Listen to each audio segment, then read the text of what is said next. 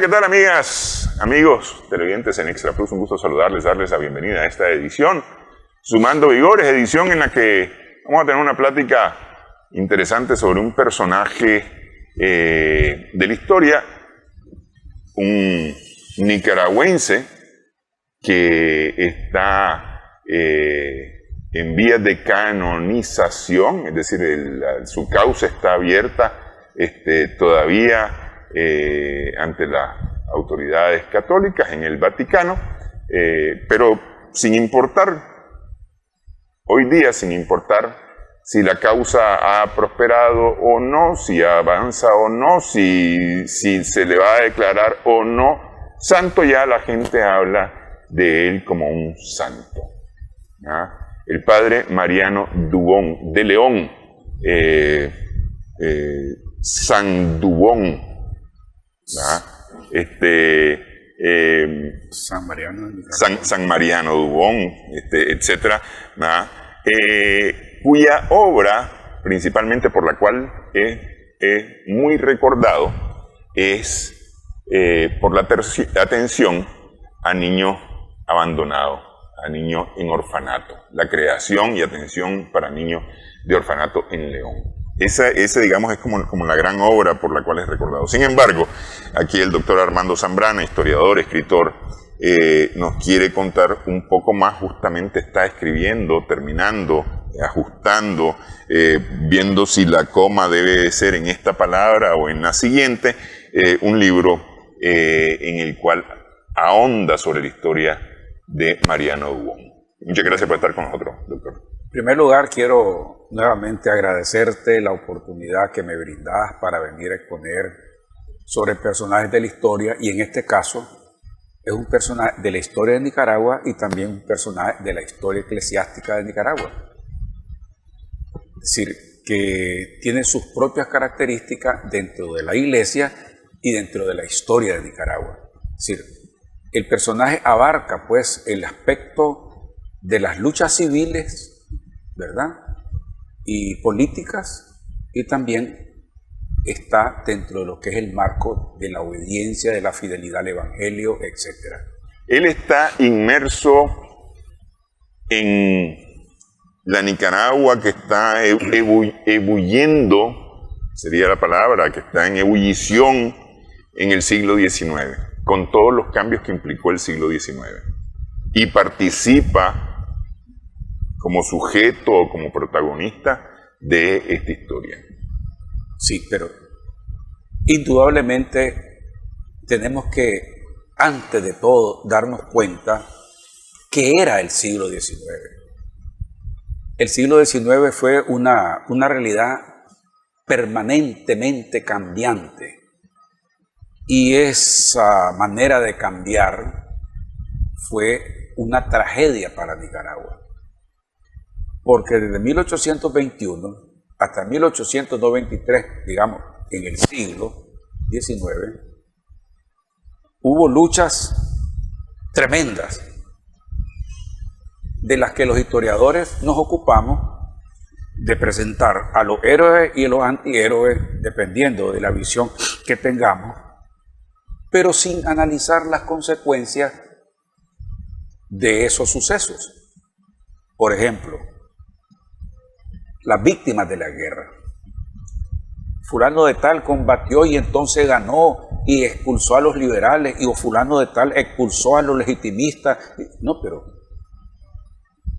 hay otros sujetos ahí que ni el Estado ni nadie se ocupaba de ellos, las viudas y los huérfanos. Sí, las consecuencias de esa guerra en ese nivel eran miles de huérfanos, porque cada mujer por lo menos tenía 5 niños de 2 hombres o de 3 hombres. Mataban a 2 que tampoco les daban de comer, pero esos niños quedaban en una orfandad más profunda. De entrada no había pensión alimenticia, había que ver si eran reconocidos o no.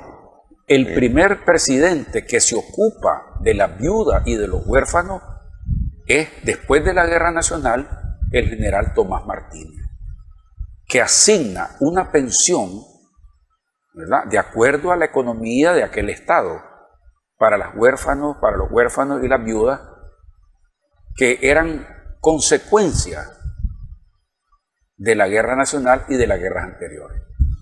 Entonces, para que hablemos de Mariano Dubón, tenemos que hablar de toda una peripecia que viene desde su propio abuelo, que es don Mariano Dubón, el francés.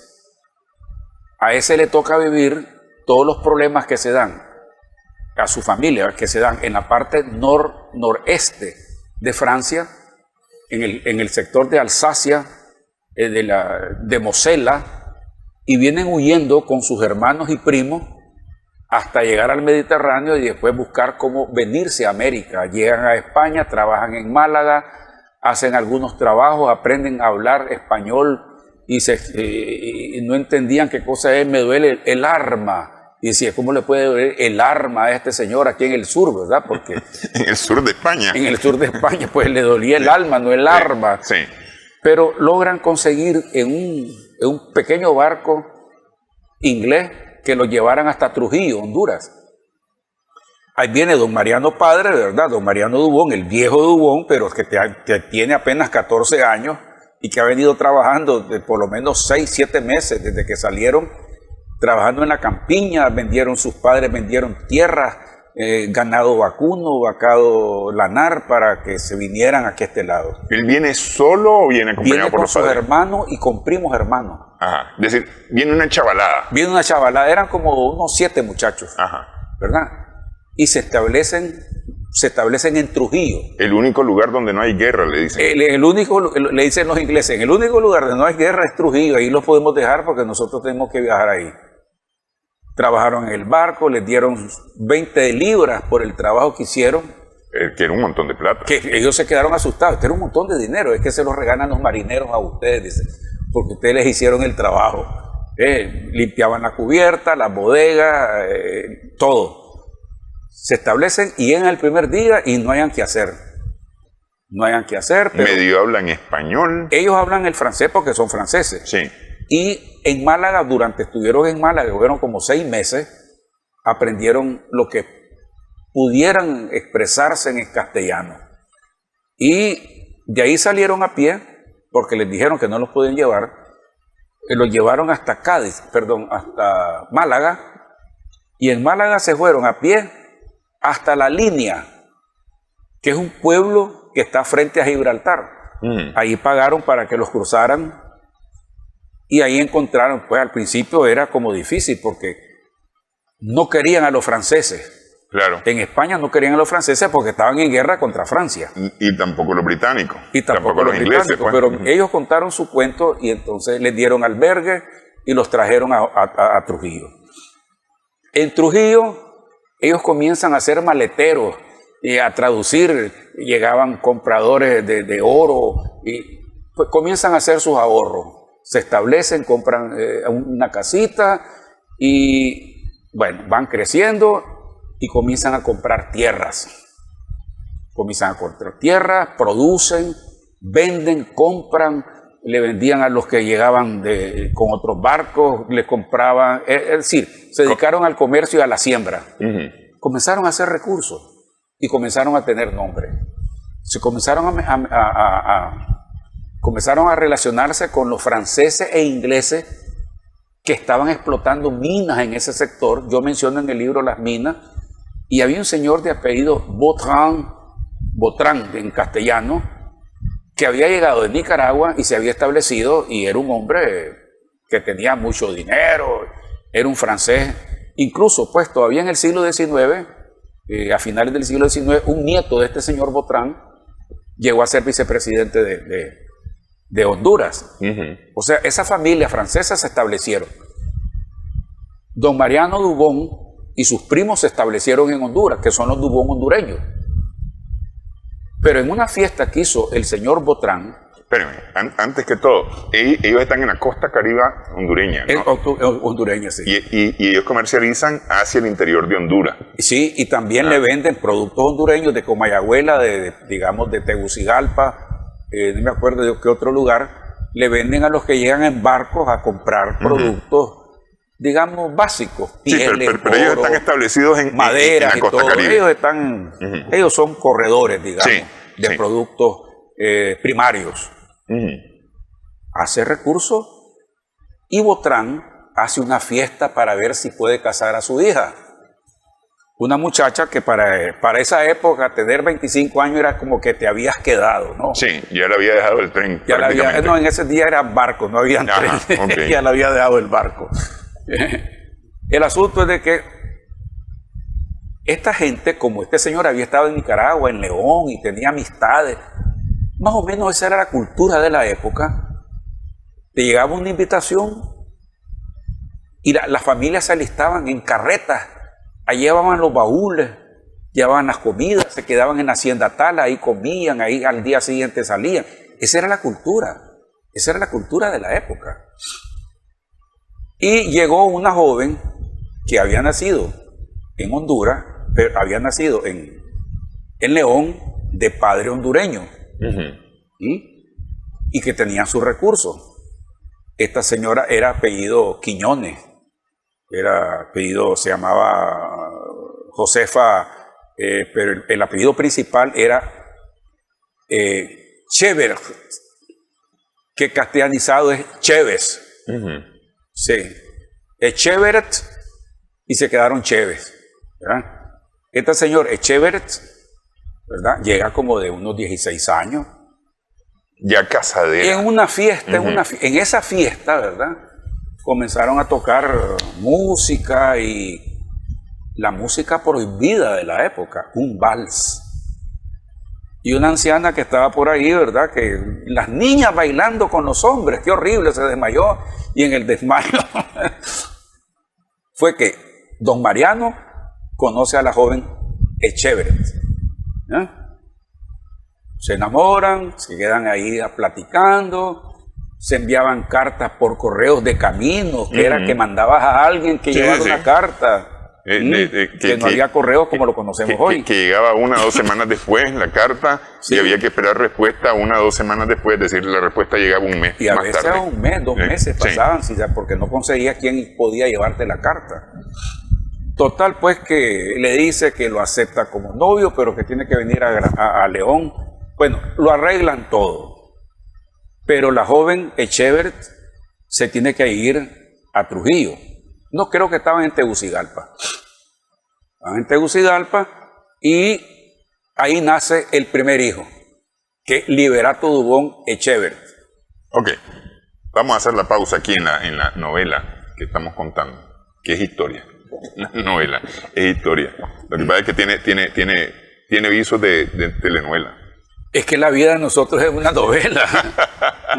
Vamos a hacer una pausa. Estamos hablando de San Mariano Dubón, conocido popularmente San Mariano Dubón, aunque oficialmente todavía no es santo, el siervo de Dios, Mariano Dubón. Regresamos en breve en esta conversación con el doctor Armando Zambrana Fonseca.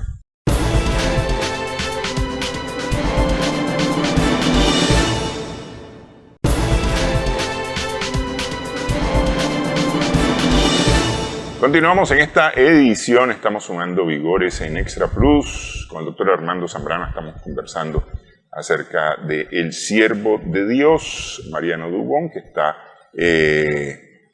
en proceso de canonización. Cura jesuita, Mariano. De formación jesuita. O de formación jesuita. Dedicado especialmente a los niños, especialmente a los niños. Decíamos que en algún momento en León iba con un carretón comerciando cosas. No comerciando, pidiendo que la gente le diera para poder darle de comer a los niños. Sí. Sí, pero primero quiero contarte la parte que corresponde de dónde viene. Es que estoy haciendo spoiler de la historia, ¿no? Ah, muy bien. Sí, sí. Pues bien, de ese matrimonio de don Mariano Dubón, el francés, con la señora Echeveret, nace Liberato Dubón y 12 hijos más. Liberato Dubón, que se convierte en un defensor absoluto, total, de la Iglesia Católica. Y participa en las guerras entre legitimistas y democráticos, y le toca el final y escuchar, ahí cerca del Tamarindo, a la orilla del gran historiador y también militar conservador de la época, Ortega Arancibia. Sí, lo que te estoy diciendo no lo inventé, sino que está escrito. Y él era una avanzada y le dice dónde están los liberales. Se dio un combate famoso que se dio ahí en Pueblo Nuevo, que era hoy La Paz Centro. Y después le llega la noticia que Walker cayó sobre Granada y se sienten perdidos, ¿verdad? Superada esa etapa, él es nombrado prefecto de León por el presidente Tomás Martínez, asume la responsabilidad, digamos, civil de León y Occidente. Es decir, jefe de plaza, digamos.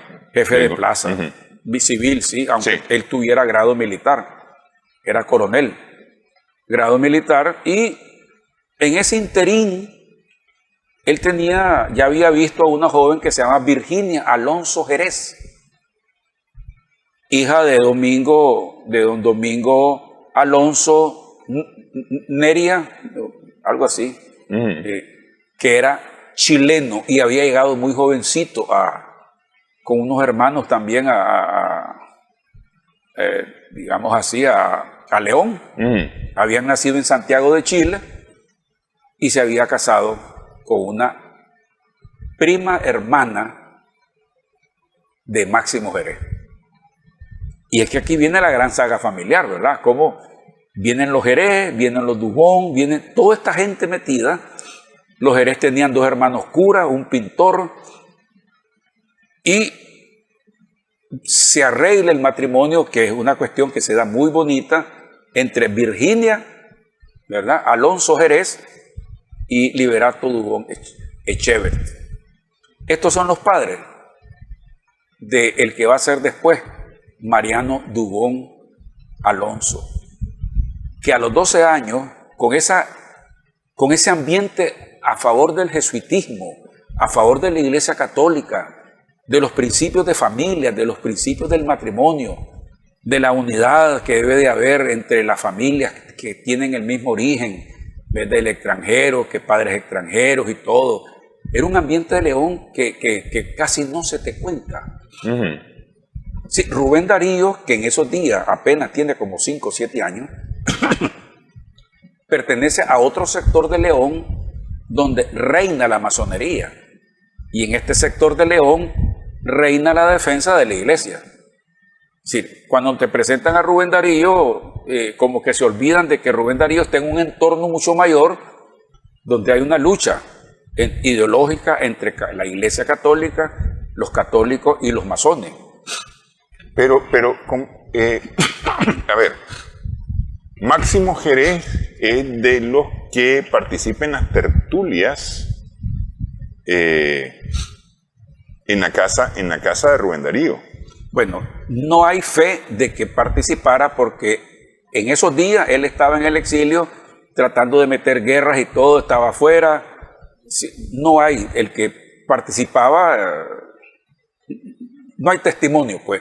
Ahora, lo que podemos es suponerlo,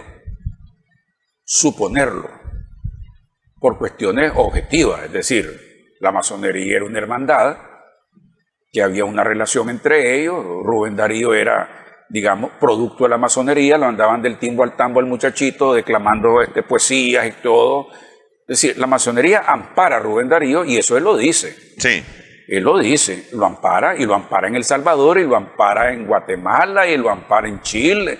Es decir, eso no se puede, digamos. No, pero yo lo que digo es que Máximo Jerez justamente es del otro grupo. Claro, Máximo Jerez es de 2 grupos. Sí. Máximo Jerez es de 2 grupos. Por la consistencia social, pertenece a un grupo. Y por la consistencia ideológica, pertenece a otro grupo. Eso habían masones que las esposas lo llevaban del brazo a misa. Si no, eso era una realidad, porque la fortaleza, digamos, podríamos decir así, que los hombres se ocupaban de cuestiones que suponían que eran para ellos, la guerra y esto y el otro. Pero en la casa quienes mandaban eran las mujeres, había un matriarcado.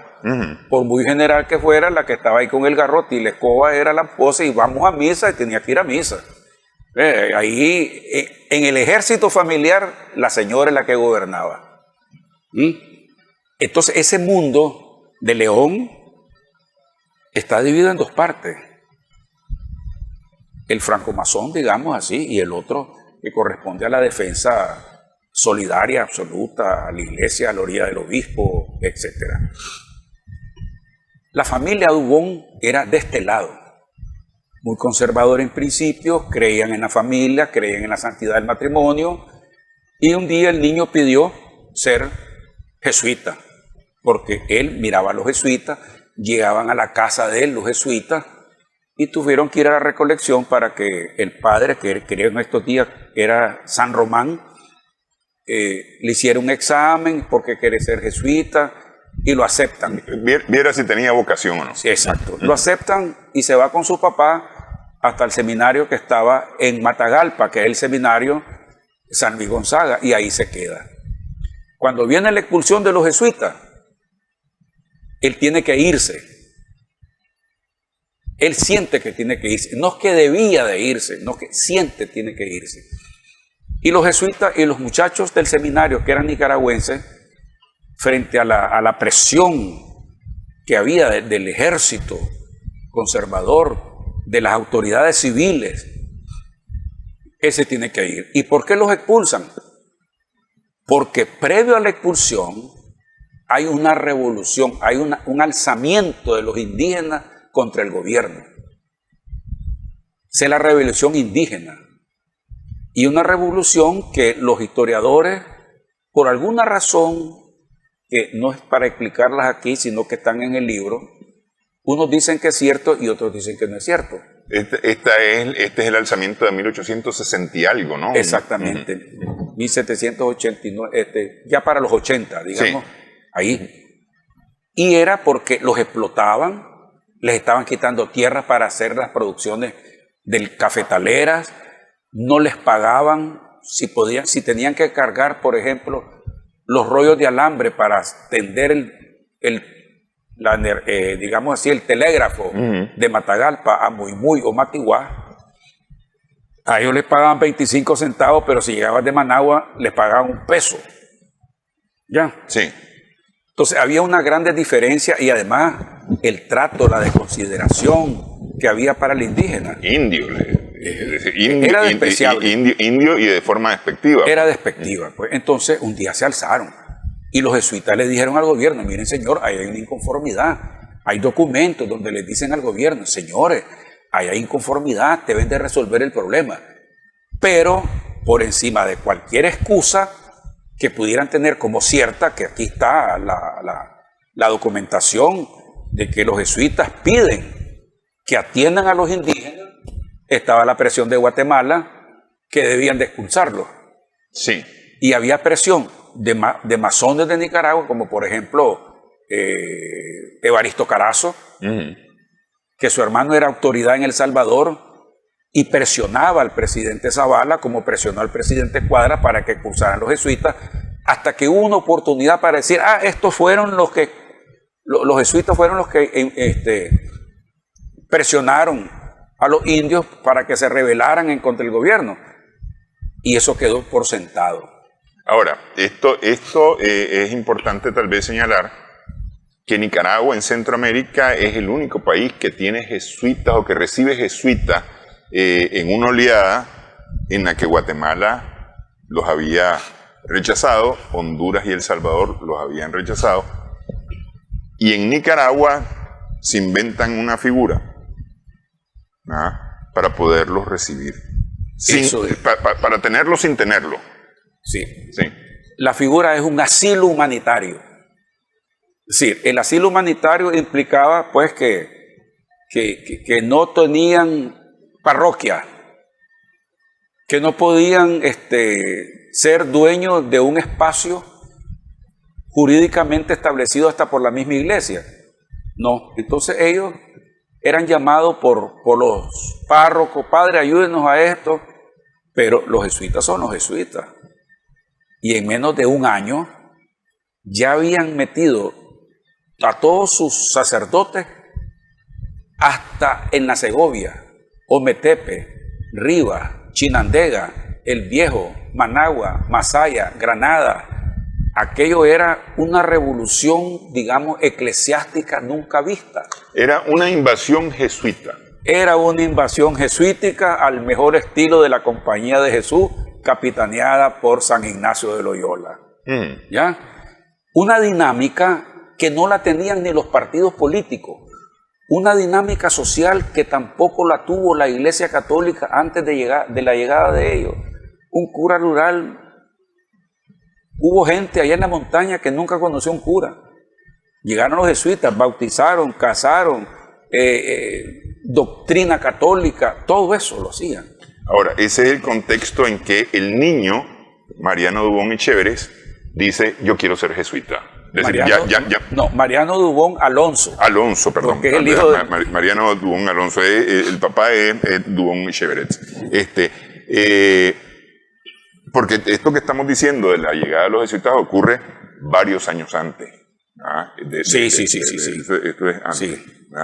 Y entonces, en Matagalpa, está estudiando para ser sacerdote jesuita, y el gobierno les pone el ejército y les dice se tienen que ir. Porque son culpables del alzamiento indígena, ¿verdad? Porque les echan la culpa. Entonces mandan un ejército, primero para enfrentar a los indígenas. Y una vez que diezmaron a los indígenas, y también los indígenas hicieron muchas cosas, hasta con su propio pueblo, una vez que se establece una paz relativa, llega un general de apellido Alonso y los saca. Entonces, el seminario, hay muchos muchachos nicaragüenses y les dicen, ustedes si se quieren quedar en Nicaragua, quédense, aquí están sus padres. Muchos se bajaron a ver a sus padres. Quédense, pero se salen del seminario. Sí, es decir, se quedaban aquí como cualquier ciudadano, y los que se quieran ir con los jesuitas, no nos oponemos, que se vayan. Te voy a mencionar 3 nombres nada más. Se queda Mariano Dubón, Simeón Pereira y Castellón y su hermano Félix. Se van, para mencionarte 3 nada más. Llegan a Managua, van custodiados. Uno de los custodios es un joven que lleva una lanza, es uno de los lanceros principales del ejército que va custodiando a los jesuitas, es José Santos Zelaya, que va a llegar a ser presidente de Nicaragua. Y cabe mencionar en la historia lo siguiente: no hubo maltrato, no hubo atropello, no hubo palabras groseras contra los sacerdotes, no.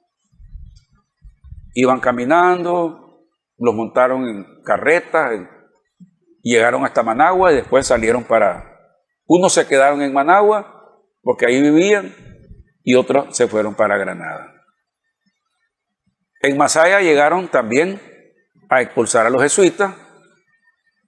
Los de Monimbó tocaron los tambores, la gente salió a las calles, hubo tiroteos, mataron a uno, pero los jesuitas tuvieron que salir. Y los jesuitas les dijeron, miren, nosotros no queremos que haya muerto por nosotros. Nosotros obedecemos a las autoridades civiles. Si quieren que nos vayamos, nos vamos a ir, no queremos que ustedes se opongan. Entonces, salieron. En Granada los esperó esta señora Arellano y les dio donde vivir junto con una pariente mía que era la señora Urbina. Ahí les dieron donde vivir por lo menos hasta que el gobierno no les enviara el documento de expulsión. En el documento de expulsión ellos tienen que aceptar que ellos están involucrados, entonces se oponen, no dicen, nosotros no podemos hacer. Bueno, señor, le decía, no sé cómo van a hacer, pero ustedes se van a ir de aquí. Estaba el cónsul de Italia ahí. Lo que estoy diciendo está documentado. Sí. No estoy... En mi libro aparece al pie de la página donde salen todas estas cosas. Y dice no sé cómo le llaman civilización a esto. Te están expulsando a una gente sin tener pruebas de que se les acusa, dice el cónsul italiano. Bueno, se montan en el barco, llegan a San Carlos. En San Carlos unas personas saben que había unos curas, se está muriendo una señora, entonces piden que un jesuita llegue a asistir a la que se está muriendo, no lo dejan bajar, hay un alboroto, pero permiten pues que un jesuita vaya a ver a la que se está muriendo. Insisto, todo esto también está documentado. Llegaron a Costa Rica, al puerto de Limón. Ahí los estaba esperando un presidente que era masón, los recibió bien. Y hay una explicación que da Franco Cerruti que dice que era masón, pero no era enemigo de la iglesia. Usted sabe que todo tiene sus pintas, todo variado de colores y todo. Llegaron a Panamá, cruzaron Panamá y se montaron en el Pacífico, se montaron en el Cotopaxi, que era el barco que hacía la ruta, y llegaron hasta Guayaquil. En Guayaquil los estaban esperando otros jesuitas y sacerdotes seculares que tenían un seminario. Le dijeron a Liberato que no fuera solo, porque eran 3 semanas de camino, porque no habían ferrocarriles, no había nada de eso. Tenían que cruzar páramos, tenían selva y habían asaltantes, todo eso le explicaron. Por eso es que los jesuitas llegaban en caravana y en caravana se iban para defenderse. El asunto es de que se habla de que Mariano Dubón llegó al Ecuador y estuvo en el Ecuador. Bueno, el Ecuador es inmenso, ¿no? La verdad es que él estuvo en una población a 26 kilómetros de Quito, en una población que se llama Pifo. Es una comunidad indígena donde estaba el seminario. Él tenía que atender las necesidades de los indígenas, hablar algunas palabras de ellos, aprender palabras de ellos, porque era una obligación en esa época que te pudieras comunicar en la lengua nativa. Entonces ahí comió las comidas propias del pueblo, atendía la evangelización, el catecismo de los niños, hasta que llegó el día en que él ya cumplió con todo lo establecido en el seminario de latín, de griego, italiano. Él hablaba francés porque los Dubón se fueron enseñando el francés de uno al otro. Liberato Dubón hablaba francés igual que su padre. Sí. Y así le enseñó al niño hasta los 12 años. En el seminario de Pifo, que se llamaba más bien Colegio Mayor, ahí conoció y estuvo de profesores a italianos y alemanes que habían sido expulsados 1 año o 2 años atrás de Alemania y se habían ido a América del Sur y escogieron quedarse en Ecuador y específicamente en Quito y en Pifo, y fueron sus profesores. Es decir, ahí están los nombres de quienes eran los profesores de la época y las clases que impartieron. Cuando él ya cumplió, se despidieron en la iglesia fundamental que había en Quito, una iglesia maravillosa que hoy sigue siendo deslumbrante en su arquitectura, ¿verdad? Ahí fueron despedidos. Se vino para Nicaragua. Simeón Pereira y Castellón se fue a Quito a estudiar filosofía y letras y pasó a ser profesor de una universidad colombiana en Bogotá de filosofía y letras, ¿verdad? Ese después vendrá a Nicaragua. Mariano Dubón llega a Nicaragua, lo reciben en Puerto de Corinto y era un solo viaje sobre el Pacífico. Sí. Y solicita a Francisco Ulloa y Calvo y Leiva, solicita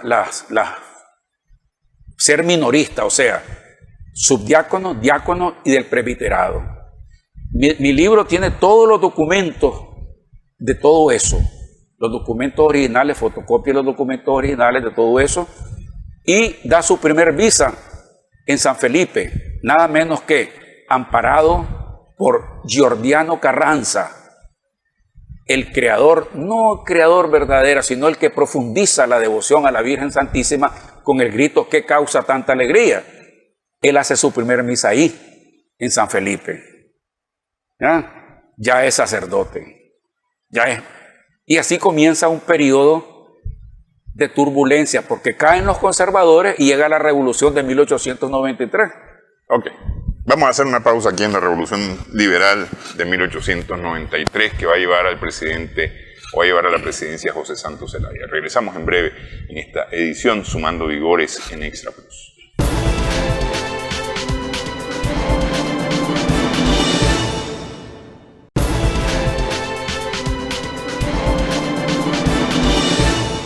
Continuamos en esta edición en Extra Plus, estamos sumando vigores. Conversamos con el doctor Armando Zambrana Fonseca acerca del siervo de Dios, Mariano Dubón, que decimos está en proceso de canonización, aunque ya para muchos es San Mariano Dubón, aunque no lo haya reconocido todavía la iglesia. Llegó a León, que 21 años, 22 años. Con la formación jesuítica. Sí. ¿Sí? Más o menos. Esa edad. Y llega a integrarse a una parroquia. Todavía no le dan parroquia, sino que se queda a la orilla del obispo. Ajá, ok. Se queda a la orilla del obispo porque saben que tiene una formación que no tiene el resto del clero. En lenguas, en filosofía, en teología, ¿verdad? Y ahí está como unos 6 meses. De ahí sale para el Pío Latinoamericano, que era la máxima universidad jesuítica en Roma. El Pío Latinoamericano. Llega al Pío Latinoamericano un año después que Garibaldi le ha quitado los estados pontificios a la iglesia. O sea, llega en momentos de las consecuencias de esa derrota a la iglesia de parte de la masonería italiana. ¿Ya? Es decir, Mariano Dubón conoce. Cuando te dicen, sí, y estuvo en el Pío Latinoamericano, qué lindo, ¿verdad? Ahí se sentó y no había nada alrededor. Eso no es historia.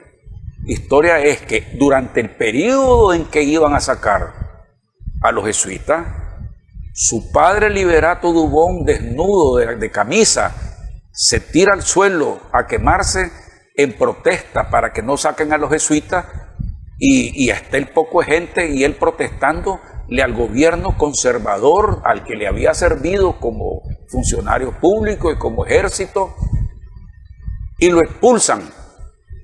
A Liberato. A Liberato. Es decir, durante el periodo conservador, Liberato fue expulsado de Nicaragua 3 veces. Por defender a la iglesia y por defender a los jesuitas. Cosa importante. ¿Es don Mariano o Liberato el que se hace de lo que es la esquina del Cesteo? Don Mariano es el que compra ahí, el francés. Ajá. El que compra ahí. Ellos vivían ahí. Ajá. ¿Sí? ¿Ya? Liberato nace ahí. Liberato nace en Honduras, pero ahí se cría. Se cría ahí. Ajá. Y Mariano Dubón, Alonso, nace ahí. Entonces, es toda una familia, ¿verdad? La madre haciendo su labor en el hogar, en el concepto de hogar de aquella época, dándoles digamos, la palabra de Dios en la iglesia doméstica. Las hijas fueron maravillosamente también muy cristianas. Bueno, pero volvamos al... ¿Cuántos hermanos tuvo Mariano? Como 14 hermanos. ¿Y solamente él se hizo sacerdote? Sí. Ajá. Sí. Las hermanas ninguna. Las hermanas ninguna, pero fueron mujeres caritativas. Ajá. Por ejemplo, Evarista fue reconocida hasta por el ejército cuando murió de haber sido una mujer entregada a Dios y era casada. La familia fue tanto así que las tías y tíos de Mariano Dubón, Alonso, una de ellas se casó con un portocarrero, ¿verdad? Entonces los portocarreros Dubón, y una hermana de Portocarrero se casó con... Entonces había en León Portocarrero Dubón y Dubón Portocarrero, pero los Portocarreros Dubón, ¿verdad? El nieto de Josefa Dolores, ¿verdad? Se casó con una palé, con una de baile. y nace Job Portocarrero de baile. ¿Ya? O sea que esta señora tenía línea colateral, consanguínea también, con el padre Mariano Dubón. ¿Ya? Es decir, yo a esto le llamo la relación social histórica. Los Jerez, toda una sola familia, un grupo de personas, los portocarreros casados con los Mánticas en León. Es decir, es un mundo que se desconoce, pero son las relaciones, el tejido social fuerte de esa familia. Bueno, a ver, de aquellos tiempos lo que vendría a ser el jet set, la crema innata, se relacionaba solamente entre ellos mismos. Exactamente. ¿Ah? Y entre ellos mismos se casaban. Era lógico, ¿no? Sí. Era lógico. Lógico social, ¿no? Esto ha cambiado, por supuesto. Ahora bien, en el Pío latinoamericano, él obtiene el máximo grado, ¿verdad? Como después de ahí ya no hay nada más que estudiar, tal vez alguna especialidad. Él viene a Nicaragua ahí ya graduado del Pío latinoamericano, que el título lo daba, creo que era la Universidad Máxima de los Jesuitas, no recuerdo en este momento, la Gregoriana de Roma. Unos cursos más y la Gregoriana de Roma te otorgaba ya el diploma final. Él estuvo en el Pío con Gregoriana de Roma. Cuando él viene a Nicaragua, todavía están los conservadores, pero viene la revolución del 93 y se opone, él se opone y su padre se opone a los cambios que quiere hacer el general Zelaya y los destierran a los dos van afuera de Nicaragua. No hay documentos, no encontré documentos ni eclesiásticos ni de ninguna otra naturaleza que me indiquen cuándo regresan. Cuando regresan los dos. No existe documento, al menos que yo haya visto, de todos los archivos que revisé. No hay, pues. No tengo. No puedo decir no hay, sino no tuve. No encontró. No encontré, pero puede haber. ¿Verdad? El asunto es de que él, cuando regresa, cambia la tónica. Pero hay un problema después que se muere el último obispo. Hay un problema que se da que Zelaya quiere que el obispo sea un cura amigo de él. Y voy a retroceder un poco. Todavía no ha venido a Nicaragua Mariano Dubón. Está en Roma, exiliado. Y está exiliado también en Roma otro que es Monseñor Lescano, que en estos días era un estudiante. Están en Roma los dos. ¿Y qué hay que hacer para poder detener a Zelaya, para que no busque Zelaya que Roma le favorezca con un obispo a su medida?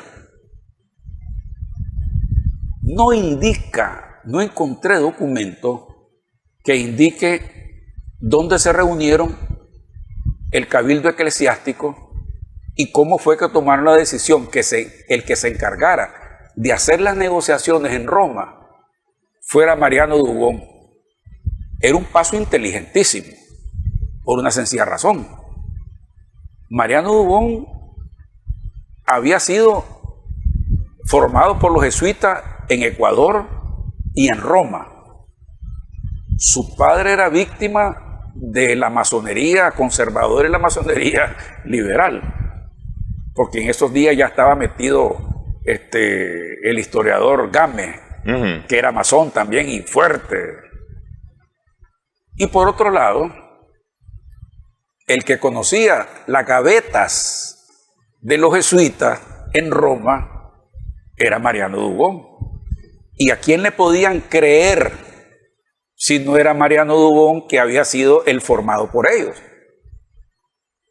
Cuando el Papa se da cuenta de la situación, el Papa Pío IX también fue formado por los jesuitas.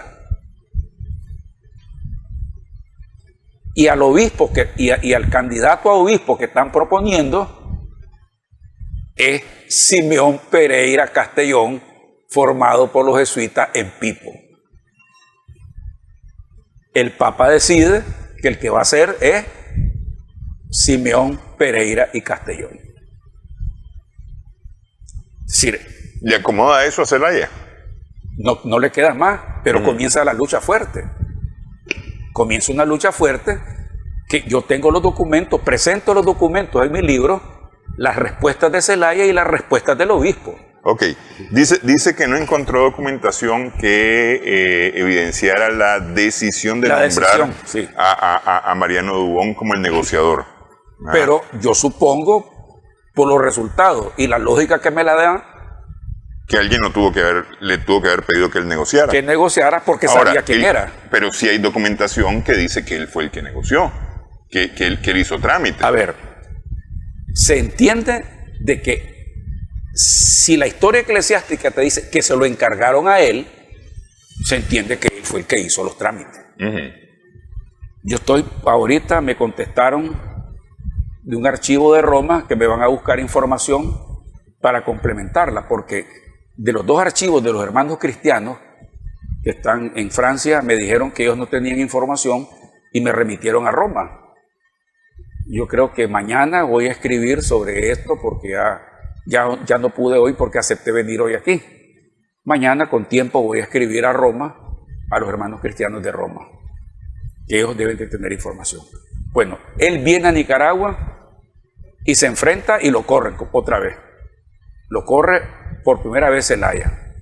Lo que te dije yo anteriormente es que no hay información de cuándo regresa, solo de que ella está dedicado a la formación, a recoger a los huérfanos. Y el obispo es otro jesuita que está ahí, otro de formación jesuítica, claro, que están ahí. O sea, la iglesia con suma inteligencia manejó, o los jesuitas, digamos, con suma inteligencia manejaron un hombre que se iba a encargar del aspecto social y un hombre que iba a enfrentar desde la autoridad eclesiástica a un gobierno como el de Zelaya. Pero bueno, Simeón Pereira y Castellón fue compañero de estudio en el seminario con Mariano Dubón. En Pipo y en Matagalpa. Y en Matagalpa, es decir, se conocen bien. Se conocen bien. Okay. Y era pariente de Rubén Darío. Sí. Simeón Pereira y Castellón, porque el papá Pereira era pariente de Rubén Darío por Mayorga. Es decir, a ver, estamos hablando, no sé si pueblo pequeño, infierno grande, o esto es un pañuelo, aquí todo el mundo se conoce. Hacemos pausa en esta edición, estamos sumando vigores en Extra Plus.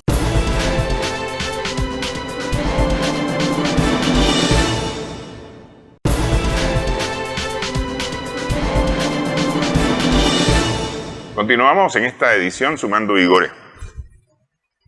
Sobre el siervo de Dios Mariano Dubón estamos conversando.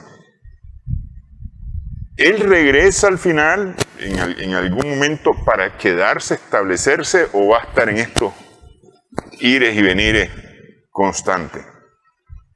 Entra a Nicaragua nuevamente y comienza a hacerse cargo del seminario. Pero ya está buscando huérfanos, ya está buscando niños desamparados. Y hay una carta donde él se le envía al obispo y le dice: ya no puedo seguir en las labores que le ha encomendado el seminario y me voy a dedicar totalmente a los niños. Entonces él asume una responsabilidad que es lo que lo lleva a la santidad. Encuentra dos familias que le comienzan a apoyar y él se abandona totalmente como ser humano en el amor a Cristo. Andaba con una carreta recogiendo comida que le dieran para mantener a los niños, andaba con una campanilla, sudado en aquellas calles de León, cansado, pasando dificultades, vergüenza, a veces atropellos de la gente. Pero hay una cosa bien humana. La madre y el padre, doña Virginia, estaba viva y su padre estaba vivo. y miraban al hijo que podía tener todas las comodidades del mundo porque ellos tenían recursos. Al hijo que podía ser obispo inclusive. Y que renunció a que fuera parte de una presentación, de una tríada que presentaban. No quiso ningún cargo eclesiástico. Quiso entregarse a los pobres. Y llegó un momento en que lo azotaban las críticas de la masonería en los periódicos. Y hubo un señor de apellido Cepeda, que era conservador, pero amigo de Zelaya, de esos hombres que tienen sus principios y se pueden manejar frente a diferentes corrientes literarias sin entrar en conflictos profundos y se convierten en hombres facilitadores de diálogos que a veces hacen falta en este país y en cualquier otro donde hay dificultades. Ese le dice, ¿y por qué no traemos a los hermanos cristianos?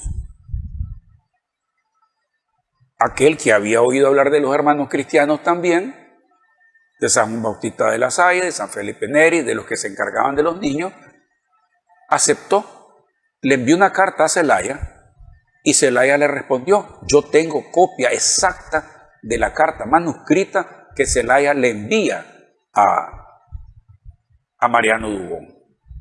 Le dice que mientras que estos señores son educadores, si no confiesan, si no tienen el sacramento de la confesión, él autoriza que vengan a Nicaragua.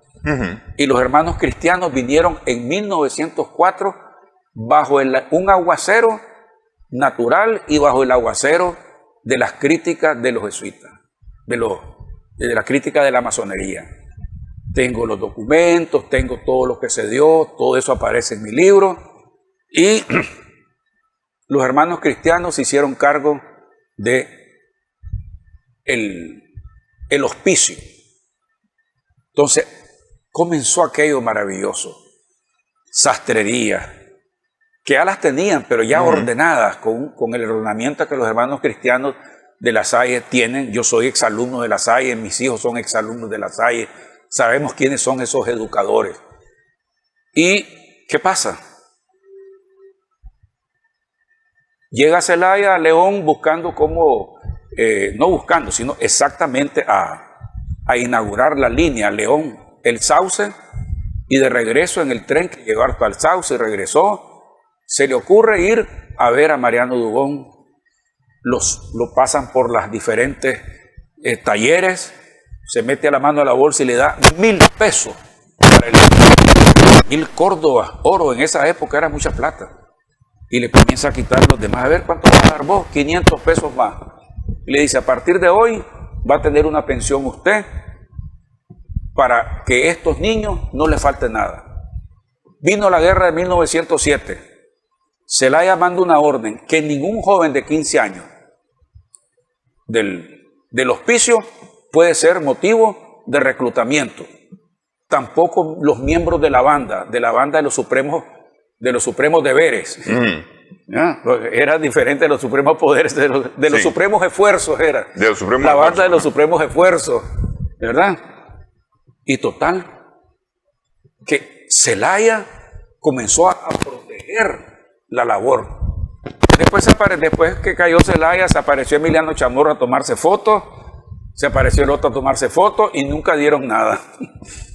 ¿Ya? Es decir, Zelaya, que era el adversario, el anticlerical, sí, es el que los apoyó. El que los apoyó.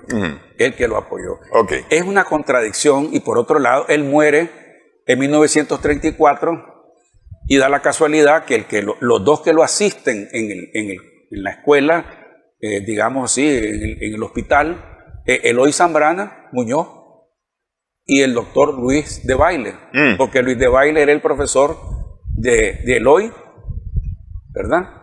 Y le diagnostican una llaga péptica, ¿verdad? O sea, que se convirtió en cáncer. Mariano Dubón muere en los brazos de sus dos hermanitas que se habían quedado, que eran Mariana y Virginia. Llevaban el nombre del abuelo y el nombre de la madre. Mamá. El nombre de la madre. Ahí murió. 17 días pasó con los ojos cerrados. Cuando los abrió, ahí se quedó. Ok, ¿por qué? Nos quedan 2 minutos. ¿Por qué santo? Es que lo que pasa es que no hay tiempo para profundizar las especies de milagros, digamos, las cosas que hacía. Aquí solo estamos haciendo una referencia para que se den cuenta que un hombre, la santidad no es que estar con los ojos volteados, sino que es un trabajo, es una vida permanente luchando contra todo y mantener el amor a Cristo, mantener el amor que tenía profundamente al Santísimo Sacramento. Creó una oración preciosa a Jesús sacramentado. Es decir, el amor, la santidad no vista de los ojos nimbados, sino la santidad jesuítica entregada al pobre en la labor constante para el que necesita la virtud, digamos así, hay que darle de beber al sediento, darle de comer al hambriento, enseñar al que no sabe, que son las virtudes cristianas, ¿verdad? Las virtudes cristianas, las obras de misericordia se dice, esas obras de misericordia puestas en santidad, en comunión permanente con Dios, en creer en la vida eterna. No es lo mismo que vos le dejas a alguien porque sos filántropo. No. Si lo haces por Dios, cambia. No lo estás haciendo por otra cosa, sino por Dios. Entonces, los santos logran una entrega absoluta a Dios y se manifiesta esta en la obra. Claro, es que lo que pasa es que la santidad en la Iglesia Católica es una persona emulable para el católico, es Claro. decir, que sirve de parámetro, de espejo para el católico por la vida que ha dedicado. Ese en principio. En principio, en principio que ama a Dios. Sí, por eso. Pero es decir, y se refleja en el trabajo, en las obras de misericordia. yo quiero ser como San, ¿verdad? Porque San se dedicó a, ¿verdad? Sí, entonces pero, yo quiero ir en esa línea, sí, con el amor de Dios, claro, etc. ¿verdad? Pero muchas veces se pide que el santo además haya hecho o se le pueda endilgar un milagro, hechos y demás. Es que no todos los santos de la Iglesia Católica son taumaturgos. San Martín de Porres hacía milagros que uno se quedaba sorprendido, que cualquiera se sorprende leyéndolo. Pero no todos son así. Es decir, lo que se conoce, y yo tengo 7 milagros entre comillas, porque tenía una capacidad de ver lo que otros no miraban, y entonces se adelantaba. Eso te lo da la oración cuando es una oración profunda. Cuando hay una relación profunda entre la criatura y el creador, y eso lo logró Mariano Dujón. Darle de comer a los niños con un billete que no servía para nada, y que la señora ve el billete y dice, llévense toda la comida, vengan a comer todo. Y ese día comieron. Ok, pasadito y el tiempo. ¿Cómo está la causa? ¿Avanza? ¿Está parada? Bueno, yo entiendo que lo que la gente me ha dicho es que es lenta. Es lenta. No sé si no le imprimen lo que se necesita o es que las cosas tienen que ser así. No puedo juzgar eso. Ok. ¿El libro? ¿Cuándo? Bueno, yo el libro ya lo terminé. Lo que estoy haciendo es correcciones. Cuando corrija y todo eso, va para la imprenta. Y adelanto, no puedo sacar más de 50 a 75 ejemplares porque eso lo hago con mis propios recursos. Y no hay quien me diga, hombre, saquemos 2000 ejemplares para que no hay, eso no existe. Hay que poner la página en internet para la venta, aunque sea digital. Sí. Sí. Bueno, quiero agradecerle esta platicada. Pues yo también estoy muy agradecido por esta oportunidad, ¿verdad? Porque la gente debe conocer quién es Mariano Dubón. O como dijo el poeta Barreto, San Mariano de Nicaragua. San Mariano de Nicaragua, se me pasaba que esa es otra forma en que también es conocido el Padre Mariano Dubón, siervo de Dios. Gracias por su atención en esta edición Sumando Vigores en Extra Plus.